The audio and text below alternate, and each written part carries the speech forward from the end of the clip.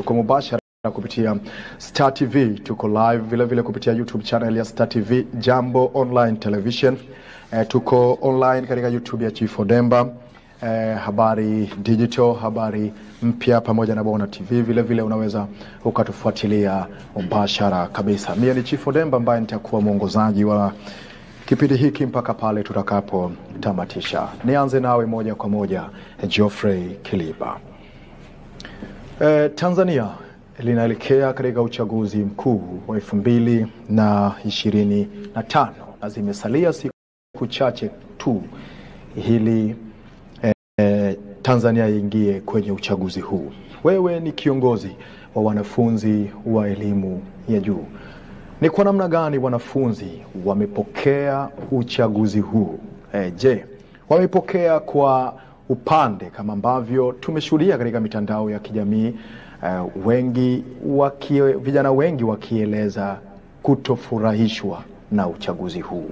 Je, kwa upande wa wanafunzi wa elimu ya juu hali ikoje? Nashukuru kwa swali hili. Kwanza kabisa ni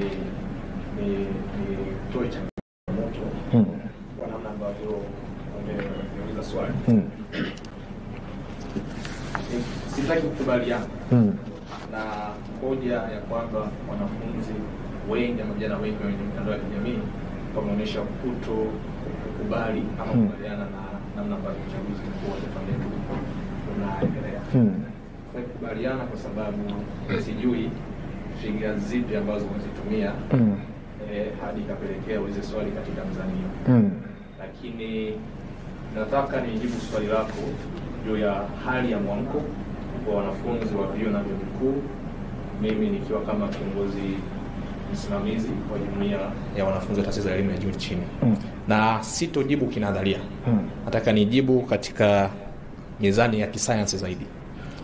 Moja, natamani umma uelewe na ufahamu mwamko wa wanafunzi wa vyuo na vyuo vikuu, na si wanafunzi tu, na hata wananchi wengine, tunaweza tukaupima katika maeneo yafuatayo.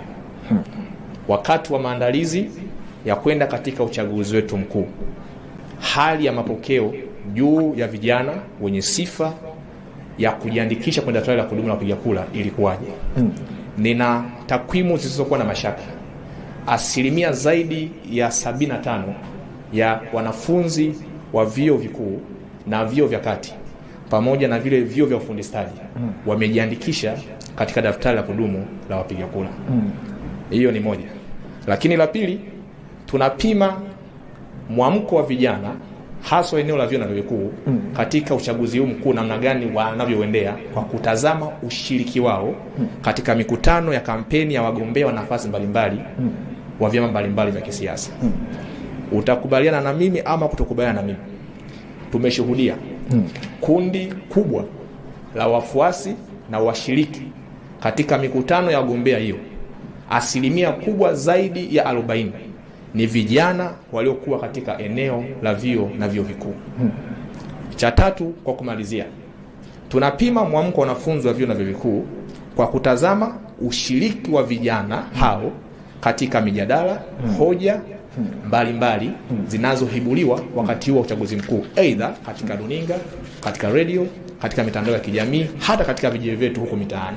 Ushiriki wao huu ambao unasema, sasa, wanashiriki kwa kupenda kutoka ndani ya mioyo yao ama kuna msukumo fulani wa nguvu kutoka pembeni? Tuna nchi ambayo ina uhuru wa kufanya movement, uhuru wa kuamua niende wapi nisiende wapi. Hatujaona mahali popote mtu yoyote akilazimishwa, hasa mwanafunzi ambaye mimi namuongoza katika eneo la vyuo na vyuo vikuu, kushiriki mikutano ya kampeni. Kwa hiyo kwa hoja hizi tatu ambazo nimezungumzia, asilimia kubwa ya wanafunzi wa vyuo na vyuo vikuu kujiandikisha katika daftari la kudumu la kupiga kura inaonesha wana hali na morali ya kufanya mageuzi ya kuchagua kiongozi wanayotaka katika nafasi ya udiwani, ubunge na urais. Na asilimia kubwa ya wanafunzi wanaoshiriki kwenye mikutano mbalimbali inaonesha kiu yao ya kutaka kusikiza sera, mipango na ilani za vyama kuelekea 2025 2030. Kwa hiyo kijumla naweza kusema mwamko wa vijana wa vyuo vikuu kuelekea uchaguzi mkuu 2025 ni mkubwa. Nakushukuru sana, shikilia hiyo nukta, nitarejea kwako hivi punde. Nije kwako Rama Mwita, mgombea ubunge katika wilaya Kinondoni.